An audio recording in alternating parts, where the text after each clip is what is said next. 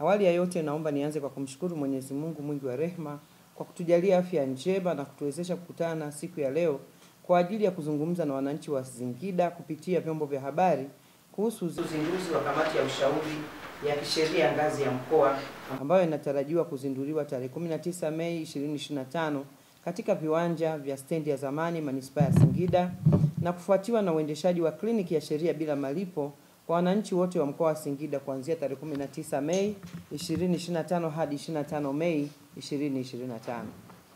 Ndugu wanahabari, napenda pia kutumia fursa hii kumshukuru sana Mheshimiwa Dr. Samia Suluhu Hassan, Rais wa Jamhuri ya Muungano wa Tanzania, kwa kulinda na kukuza na kutetea haki za wananchi wanyonge na kupinga vitendo vya uvunjifu wa haki za binadamu, ukatili wa kijinsia na kuheshimu utawala wa sheria ambao ndio msingi wa maendeleo ya nchi.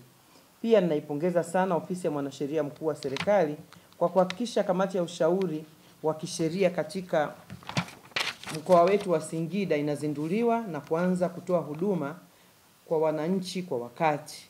Ndugu wanahabari, kamati za ushauri za kisheria za mikoa na wilaya zimeanzishwa kwa mujibu wa sheria ya utekelezaji wa majukumu ya mwanasheria mkuu wa serikali sura ya 268 na mwongozo wa huduma za ushauri wa kisheria katika mikoa na wilaya, yani Regional and District Legal Advisory Services Practice Notice 2024.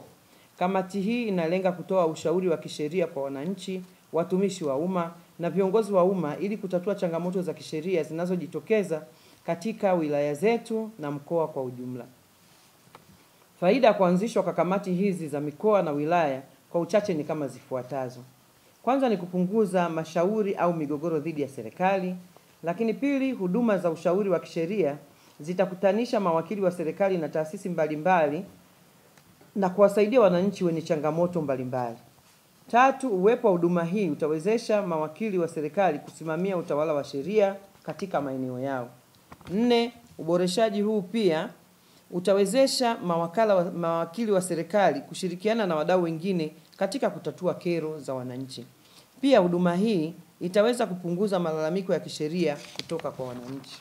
Na siku ya tarehe 19 wakati wa uzinduzi kutakuwa na wanasheria kutoka sehemu mbalimbali, wanasheria wabobezi kutoka ofisi ya mwanasheria mkuu wa serikali, ofisi ya waziri wa katiba na sheria, na wenyewe pia watakuwepo, pamoja na wanasheria kutoka ndani ya mkoa wa Singida kutoka katika taasisi mbalimbali. Na pia tumelenga kupunguza mashauri ya serikali kwa sababu kumeonekana kuna malalamiko mengi na makusudio mengi ya kutaka kuishtaki serikali. Kwa lengo ni kuhakikisha tunapunguza mashauri yanayoenda mahakamani dhidi ya serikali pamoja na wananchi kuhakikisha wanapata haki zao.